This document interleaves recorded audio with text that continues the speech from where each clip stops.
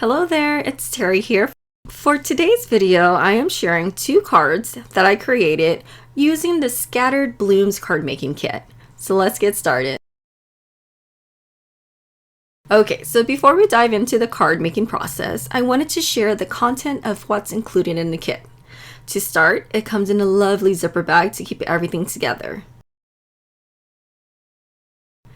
The kit includes several toner foil sheets.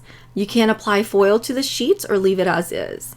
So instead of having to stamp out the images, it is already ready for use.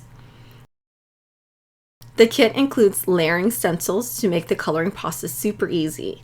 I really like how the stencils are labeled and numbered on the bottom, as well as 4 squares to align each stencil perfectly. There's also a coordinating die to cut out the flowers and leaves with one run through your die cutting machine. Also included are several sheets of the insiders. You can also foil these sheets as well.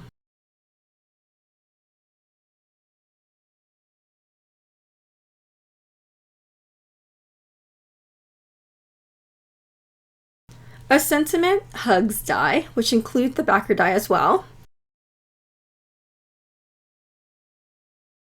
And there are also flower envelope sealers. These are not included with the kit.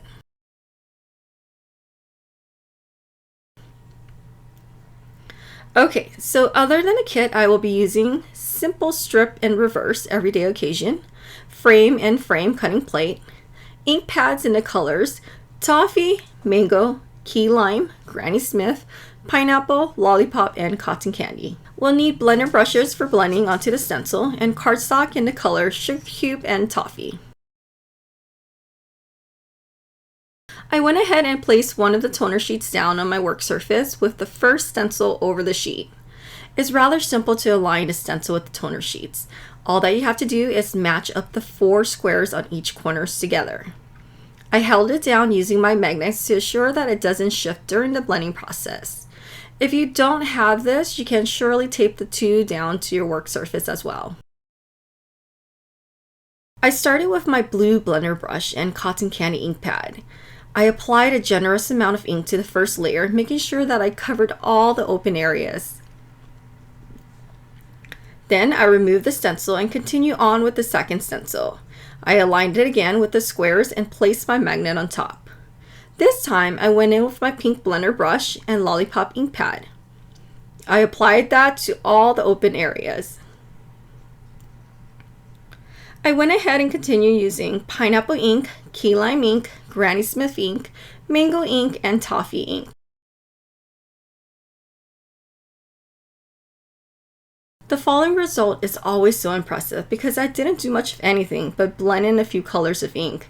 It's so beautiful and I love this design.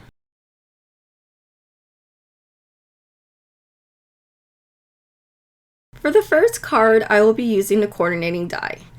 Very simple again to align the die. Just match up the 4 squares and tape it down. I had to use a pokey tool to remove the die cuts I didn't want to release from the die. Here you can see all the pieces. There's so many beautiful pieces. I am going to start off using one of the insider sheets and play around with the placements of the die cut pieces. I want to create a floral border around the sheet and frame that with a frame die cut to create dimension. So once I got a good idea of the placement, I used a combination of liquid adhesive and foam squares to adhere the pieces to the sheet.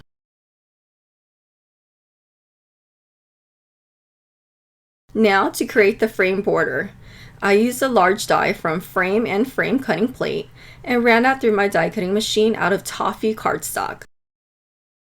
I applied foam squares around the edges of the card panel and added liquid adhesive to the back of the frame die cut before I pressed it down onto the card panel.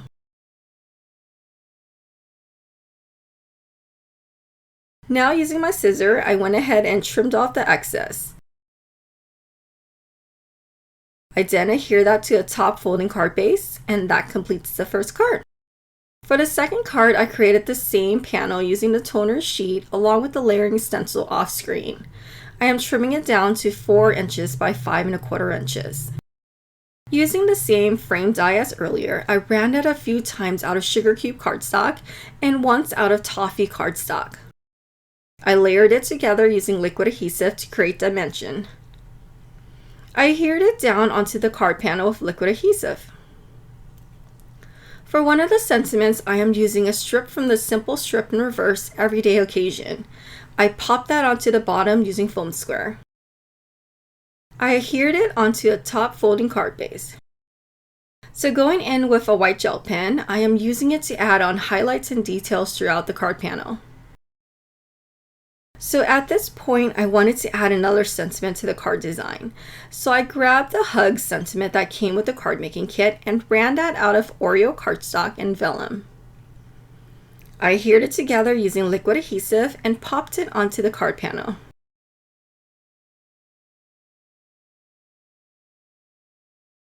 I also added white highlights onto the sentiment as well. And that's it. Here's a look at the two cards side by side. I hope you found some inspiration in this video and are able to get crafty in your craft space. Please don't forget to like this video and subscribe to receive notification for all future videos. Okay, until next time, I hope you have a great day. Bye-bye.